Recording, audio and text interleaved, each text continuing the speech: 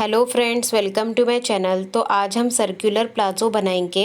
तो इसके लिए हमने 2 मीटर फैब्रिक लिया है। ये कॉटन का है और इस फैब्रिक की विड्थ 40 इंच की है।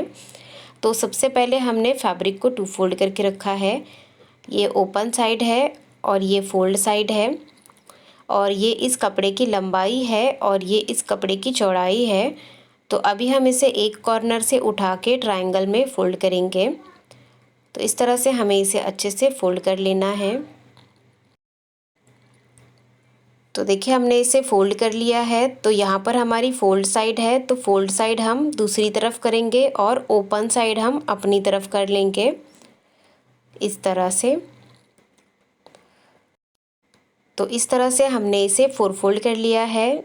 यहाँ पर ये ओपन साइड है और यहाँ पर फोल्ड साइड है। अभी यहाँ पर हम कमर के लिए निशान लगाएंगे। तो जितना भी आपका हिप का साइज़ है उसको 4 से डिवाइड करना है, प्लस उसमें 1 इंच मार्जिन ऐड कर लेना है। तो मेरा हिप साइज़ है 36 इंच, उसको 4 से डिवाइड करेंगे तो वो आ जाता है 9 इंच, प्लस 1 इंच का मार्जिन ले लेंगे तो वो आ जाता है 10 इंच। तो इंची टेप को हमें इस तरह से तिरछा रखना है। तो जहाँ पर भी ये 10 इंच आया है वहाँ पर हमें निशान लगा लेना है। तो इस तरह से तिरछा रखेंगे और यहाँ पर हम 10 इंच पर निशान बना लेंगे। तो अभी जो ये हमने निशान लगाया है उसे हम ऊपर से चेक करेंगे कि ये कितना है। तो ये हमारा 12 इंच का है। तो हम इंची टेप को ऊपर ही रखेंगे और पूरे में हम 12 इंच पर निशान बनाते जाएंगे। तो इंची टेप को हमें ऊपर वाले कॉर्नर पर ही रखना है और उसके बाद इसे हम राउंड शेप में जोड़ देंगे। तो अभी हम इसे वापस चेक कर लेंगे। तो ये हमारा बराबर 10 इंच ही आएगा। तो ये हमारा कमर का निशान हो गया। अभी यहाँ पर बेल्ट हम अलग से अटैच करेंगे। उसके बाद हम लेंथ ले लेंगे।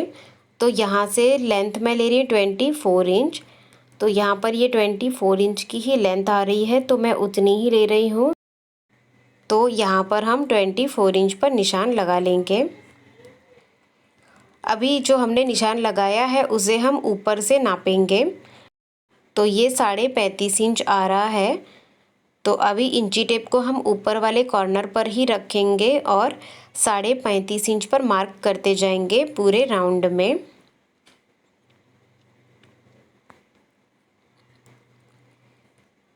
तो इस तरह से हमने मार्किंग कर ली है और अभी हम इन सबको राउंड शेप में जोड़ देंगे।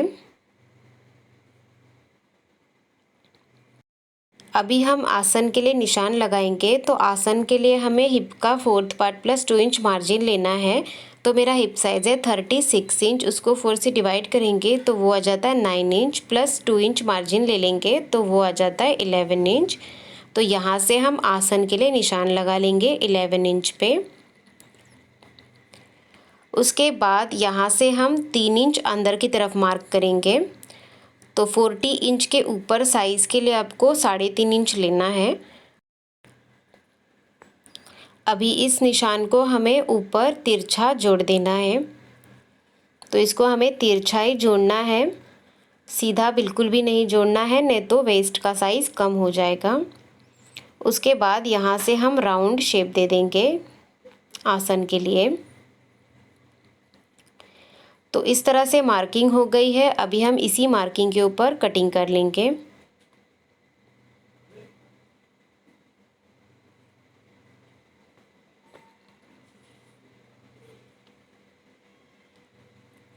तो देखिए, हमने इस तरह से कटिंग कर ली है। अभी हम इसे ओपन करके रखेंगे। 2 पार्ट्स उठाने हैं और इसे ओपन कर लेना है। तो बेल्ट के लिए हमने ये 2 स्ट्रिप्स ली है और इस स्ट्रिप की जो विड्थ है वो 3 इंच की है। तो इलास्टिक हमारा 1 इंच का है, तो उसमें हाफ इंच ऐड कर लेना है तो वो आ जाता है 1.5 इंच, प्लस हमें 1.5 इंच का डबल कर लेना है तो वो आ जाता है 3 इंच। तो इसके लिए हमने इसकी विड्थ 3 इंच ली है बेल्ट की, और इसकी जो लंबाई है वो इसके बराबर लेनी है। अभी हम बेल्ट को अटैच करेंगे। तो ये 2 साइड के 2 बेल्ट है। अभी इसमें से एक पार्ट को हम साइड में रख लेंगे और इसे हम सीधा करके रखेंगे और एक साइड के बेल्ट को भी हम साइड में रख लेंगे। अभी इस बेल्ट को हमें इसके ऊपर उल्टा रखना है, तो सीधी साइड अंदर की तरफ रखनी है और यहाँ पर सिलाई लगा देनी है। इसी तरह से हमें दूसरा पार्ट लेना है और इसके ऊपर भी हमें बेल्ट को उल्टा रख देना है और किनारे से सिलाई लगा के इसे अटैच कर लेना है। तो इस तरह से हमने बेल्ट को यहाँ पर अटैच कर लिया है। अभी हम बेल्ट को सीधी साइड में टर्न करेंगे और दूसरे पार्ट में भी हमने बेल्ट को अटैच कर लिया है। अभी हम इसे इसके ऊपर उल्टा रख लेंगे।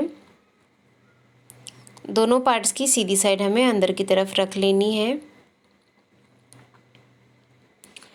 तो हमने दोनों की सीधी साइड अंदर की तरफ रख ली है। अभी हम आसन में सिलाई लगा देंगे। दोनों साइड के आसन में सिलाई लगा देनी है।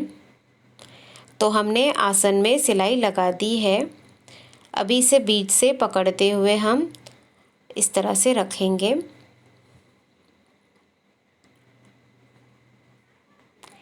तो दोनों पार्ट्स को अच्छे से मिला लेना है और यहाँ पर सेंटर को अच्छे से मिला के हमें यहाँ पर सिलाई लगा देनी है सेंटर में। और उसके बाद इसका जो बॉटम है इसको भी हमें डबल फोल्ड कर देना है, दोनों साइड के बॉटम को। तो हमने सेंटर में सिलाई लगा दी है और बॉटम को भी हमने डबल फोल्ड कर लिया है दोनों साइड के। अभी हम बेल्ट बनाएंगे।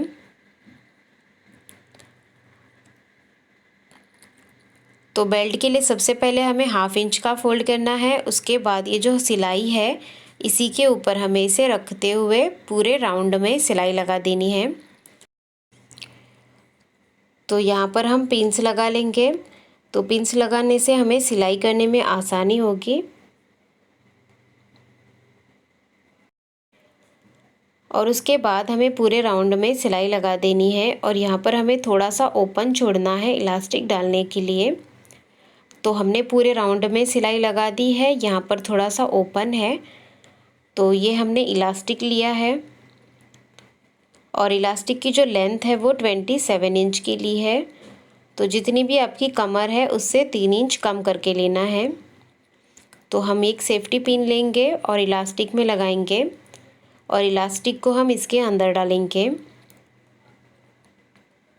तो एक साइड से डालते हुए हमें दूसरी साइड से इलास्टिक को बाहर निकाल लेना है।